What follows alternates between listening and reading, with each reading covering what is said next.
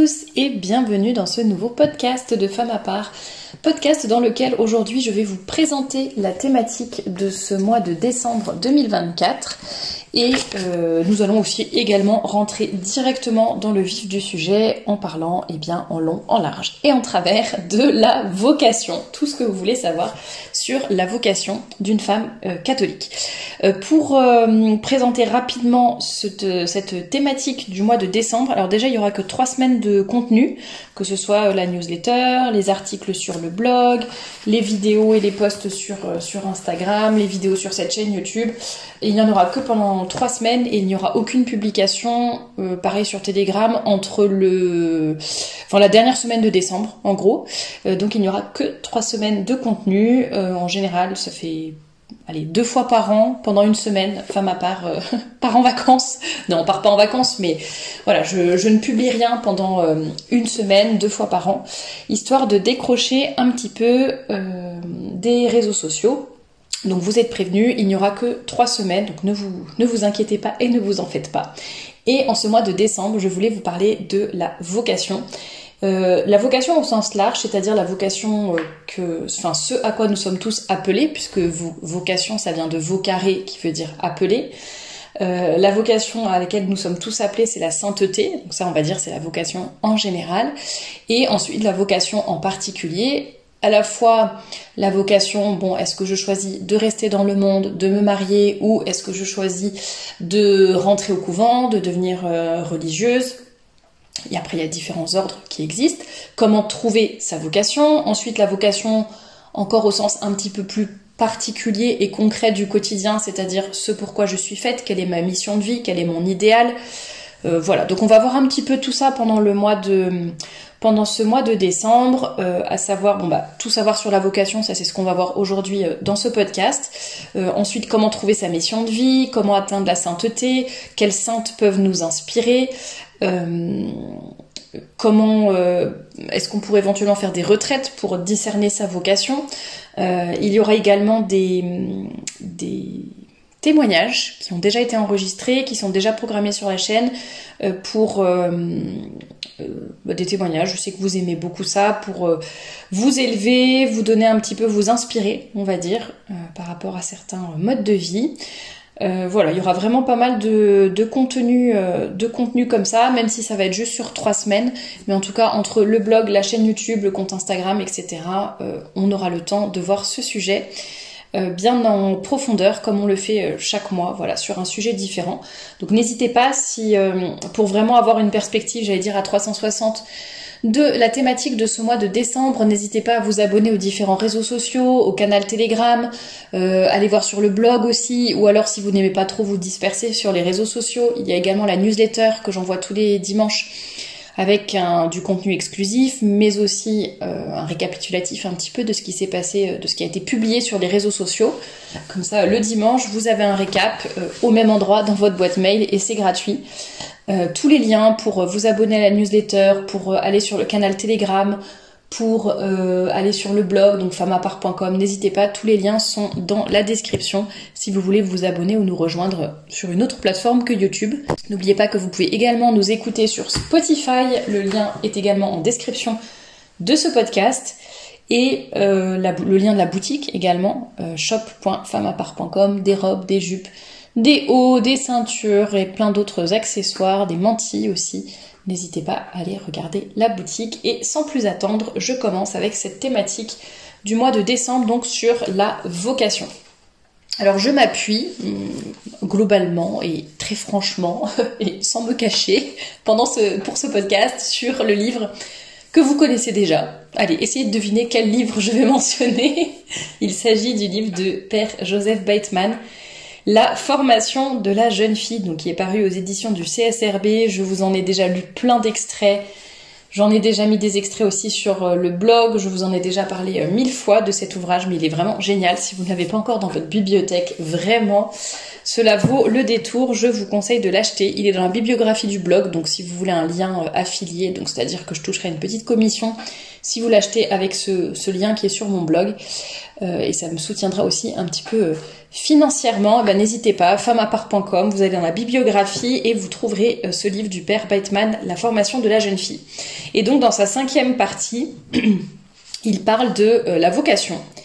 Et d'abord il explique ce qu'est la vocation, donc je vous l'ai déjà dit, ça vient du latin vocare, qui veut dire appeler, c'est une invitation, un appel de Dieu à le servir dans un état particulier, dans un genre de vie où nos goûts et nos aptitudes nous poussent et où il nous ménage des secours spéciaux pour nous aider à faire notre salut.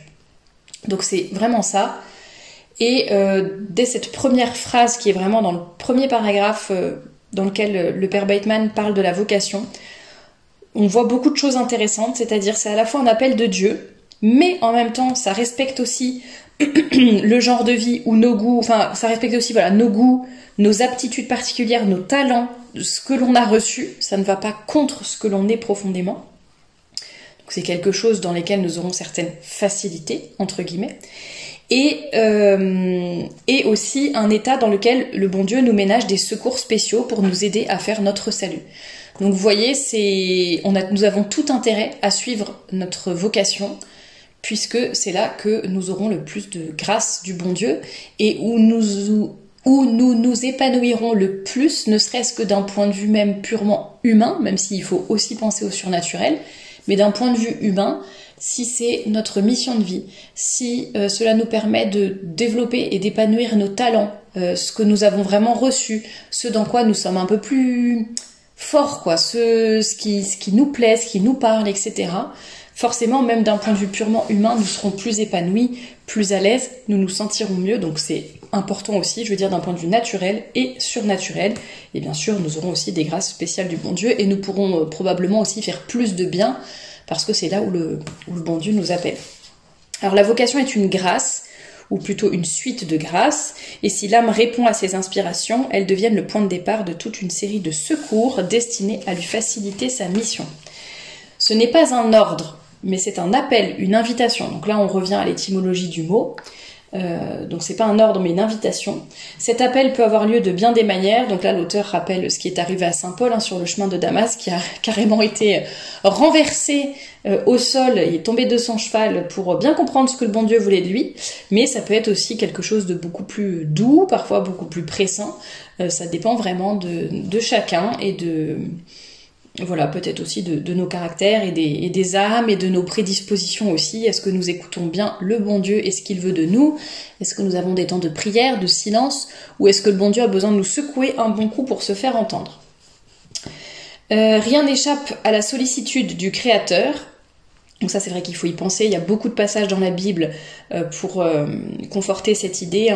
Pas un cheveu de notre tête ne tombe sans la volonté du Père Céleste. Donc vous imaginez bien, il y a aussi le passage sur les oiseaux du ciel qui ne sèment ni ne moissonnent et pourtant notre Père du ciel les nourrit, les lys des champs qui sont mieux habillés que Salomon dans toute sa gloire. Donc si on voit tous ces passages de la Bible, comment on peut penser que pour quelque chose d'aussi important que notre vocation et notre mission de vie, le bon Dieu ne nous laissera pas tomber, c'est évident, et il sera là. Et il va tout bien prévoir pour nous, tout simplement. Chaque être humain a sa vocation spéciale.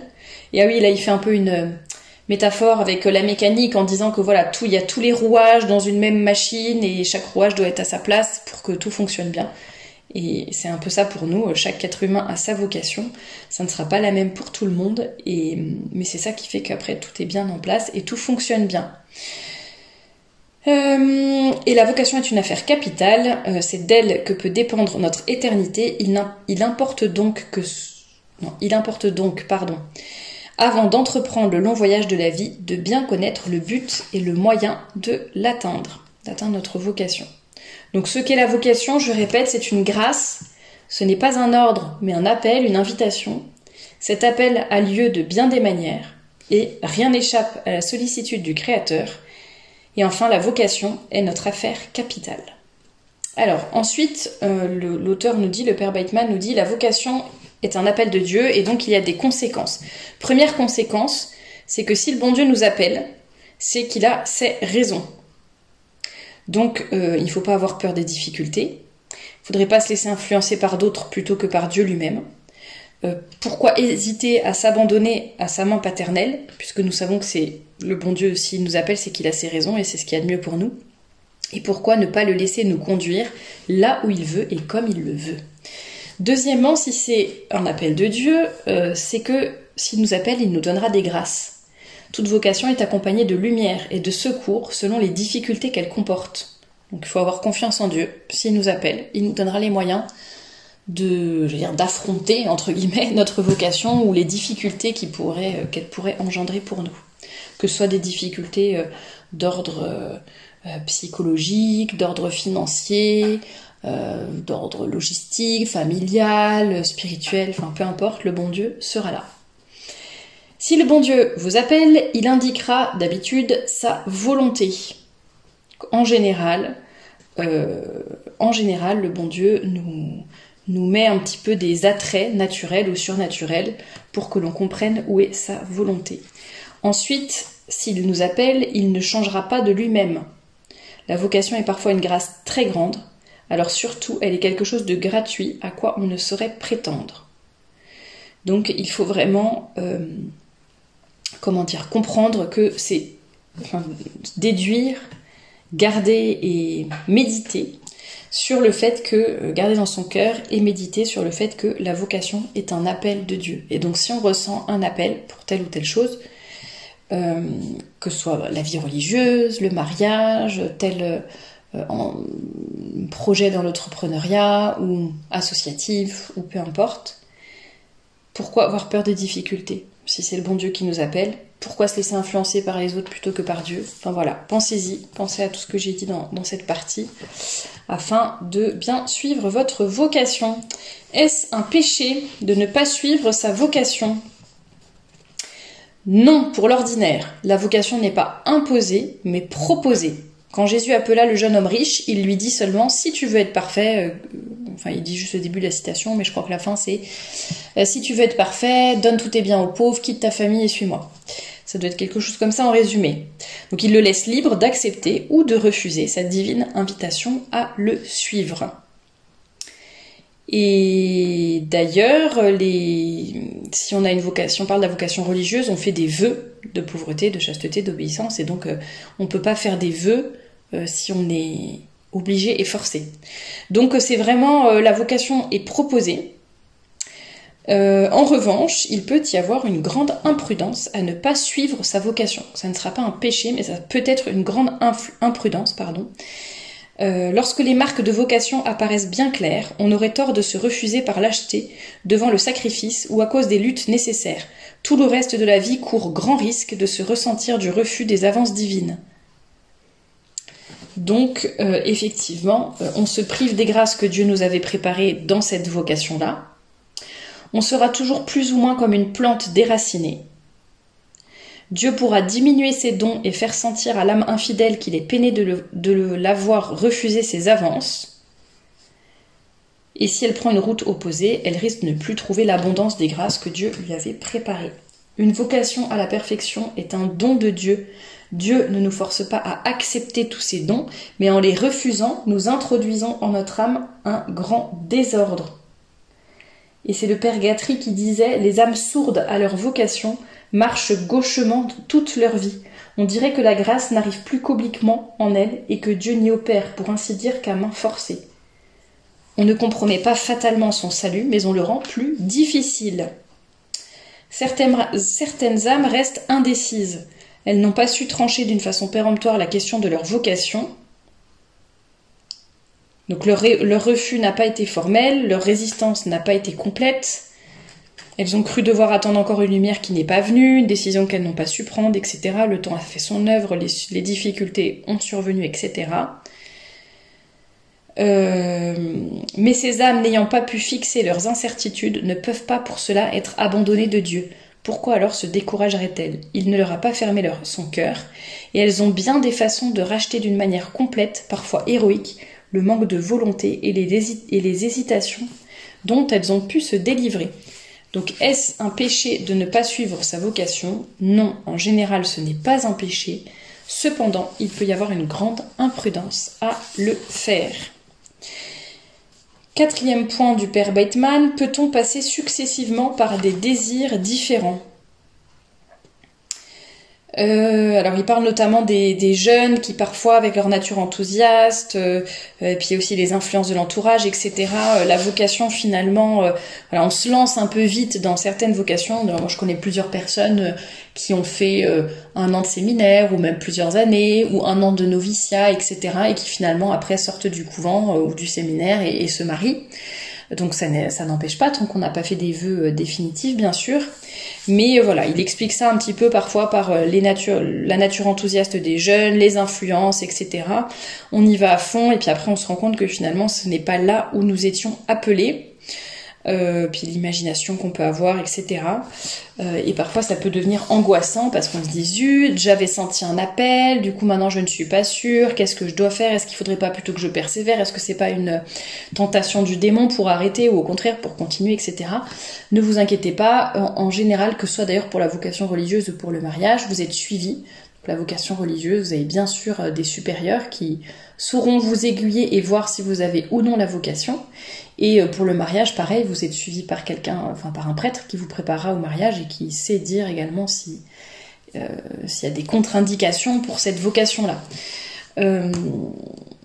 Voilà, donc Dieu permet aussi d'avoir un peu un certain idéal, des envolées naïves, comme le dit le Père Bateman, des désirs vibrants. Et c'est aussi parfois pour nous purifier, nous donner des désirs un peu élevés. Et le jour où on va vraiment fixer notre choix définitivement, on n'en sera que plus proche de Dieu et fort dans notre décision. Comment connaître sa vocation? Et c'est la dernière partie de ce chapitre et de ce podcast. Comment connaître sa vocation? Alors, je vais d'abord vous dire, donc consultez Dieu, consultez votre confesseur, consultez-vous vous-même et les choses à faire quand le doute persiste. Alors, comment connaître sa vocation? Donc là, le Père Bateman, bien sûr, nous rappelle que c'est une affaire capitale et que notre vocation, évidemment, ça doit être traité avec beaucoup d'attention, pas d'imprudence et les conseils des bonnes personnes, surtout, comme on le disait, parfois les influences extérieures peuvent nous faire prendre un mauvais chemin. Ça ne veut pas dire pour autant que, tiens, je ne demande rien à personne, comme ça je suis sûre de ne pas être mal influencée. Non, ça n'est pas ça, ne partons pas dans les extrêmes, mais sachons bien nous entourer et ne pas commettre d'imprudence. Et comme toutes les choses graves de notre vie, on ne doit pas prendre de décision sans demander de conseils. Donc, au sujet de votre vocation, pour savoir prendre en connaissance de cause une décision d'où dépendra votre bonheur en cette vie et en l'autre, ça c'est important, il vous faut consulter Dieu, votre confesseur et vous-même. Consultez Dieu. Saint Paul, renversé sur le chemin de Damas, s'écriait « Seigneur, que voulez-vous que je fasse ?» Telle doit être votre prière, car les vocations manifestes sont rares. Le plus souvent, Dieu nous laisse le soin et l'honneur de chercher notre voie.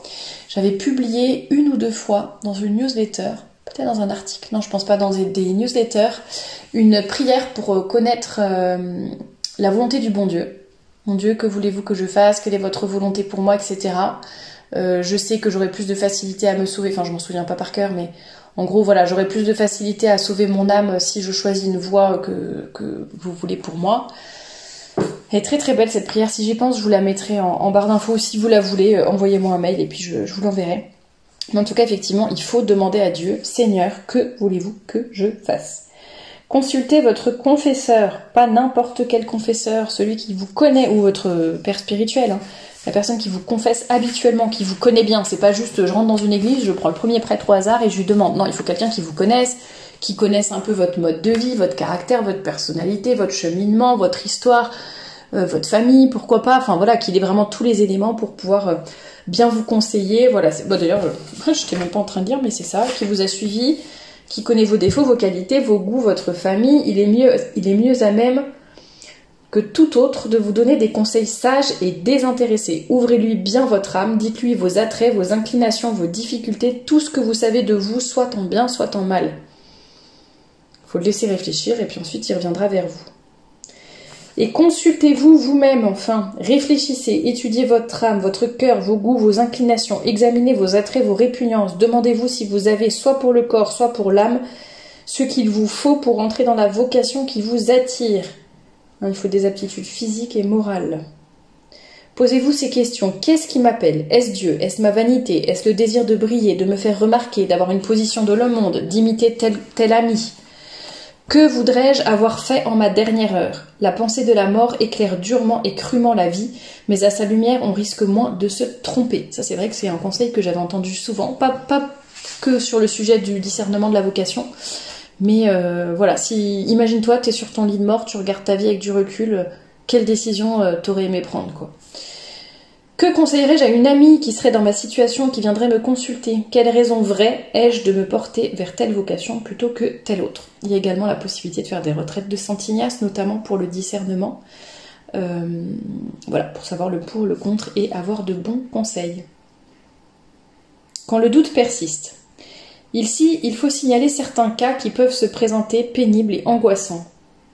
Des âmes que la nuit environne ou que le doute tenaille y trouveront peut-être des lumières et des consolations. Donc parfois ça peut arriver qu'on ait autant d'inclination pour un état ou pour un autre, donc il faut continuer à prier, attendre des événements, des signes, etc., se recueillir, essayer de toujours plus se rapprocher de Dieu pour avoir des réponses. Après une décision sérieusement prise, après avoir fait des démarches pour entrer en religion par exemple, on ne peut y réussir. Donc c'est le cas des personnes qui ont cru entendre l'appel de Dieu et finalement ça ne se fait pas. Par exemple, il y a des personnes qui vraiment ont la vocation, rentrent au séminaire par exemple, au couvent, et en fait le supérieur ou la supérieure remarque que la personne n'a pas les aptitudes physiques ou alors est trop fragile mentalement par exemple pour une vocation religieuse. Voilà, ça peut arriver.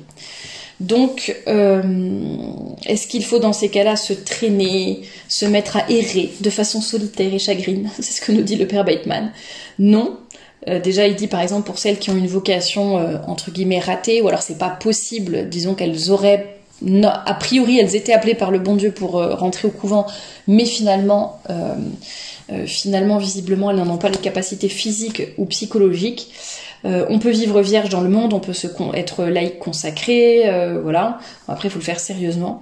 Mais je veux dire, si vous faites un vœu, c'est vraiment un vœu, c'est pas une phrase comme ça en l'air et on change d'avis après. Donc renseignez-vous auprès d'un prêtre. Mais voilà, et ensuite il parle en dernier de celles qui attendent. La jeune fille ne cherche pas son fiancé, elle attend qu'on vienne la demander en mariage. Et il en est qui attendent bien des années.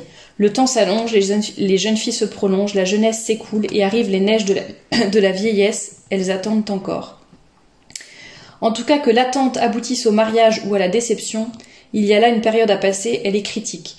Vous n'êtes pas sur la terre pour vous marier, mais pour aller au ciel. Alors dès lors, tant vous préoccupez, pourquoi dès lors, tant vous préoccupez de ce qui n'est qu'une forme. Le bon Dieu choisit ses voies et ses moyens à lui. Lorsque l'on a compris ces choses, on est enthousiaste quand même, on se donne tout entier au bon Dieu pour suivre sa volonté présente jusqu'au jour, proche ou lointain, où une nouvelle consigne sera donnée. Voilà la dernière phrase de ce chapitre du Père Bateman sur la vocation. J'espère que ça vous aura bien éclairé. Donc qu'est-ce que la vocation? Ce n'est pas un ordre, c'est une invitation. Le bon Dieu nous connaît bien et fait tout pour bien nous entourer, nous donner des grâces. L'appel à la vocation peut avoir lieu de bien des manières et la vocation est une affaire capitale. Si Dieu nous appelle, c'est qu'il a ses raisons. S'il nous appelle, il nous donnera des grâces.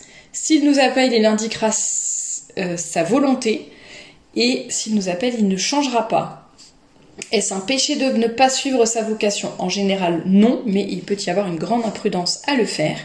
Peut-on passer par des états successifs différents? Oui, donc il faut tout faire pour réussir à prendre une décision. Et comment connaître sa vocation? En consultant Dieu, en consultant son confesseur, en se consultant nous-mêmes. Que faire si le doute persiste? Et je vous relis ce dernier chapitre qui saura peut-être consoler les personnes qui justement n'arrivent pas trop à comprendre quelle est leur vocation et pour lesquelles le temps passe. Lorsque l'on a bien compris ces choses, on est enthousiaste quand même, on se donne tout entier au bon Dieu pour suivre sa volonté présente, jusqu'au jour, proche ou lointain, où une nouvelle consigne sera donnée. Voilà un peu pour ce que je pouvais vous dire, enfin ce que le Père Bateman, on va dire, pouvez-vous nous éclairer tout ce qu'il a pu nous dire pour nous éclairer sur le sujet de la vocation et du choix de la vocation. Voilà un petit peu. Il y aura un article sur le blog qui d'ailleurs a déjà en fait été publié mercredi si vous voulez compléter un peu sur les retraites, notamment les retraites pour faire retraite spirituelle, pour faire un discernement. N'hésitez pas à aller sur le blog femmapart.com. Le lien est dans la description. Et moi je vous dis à la semaine prochaine pour un nouveau podcast.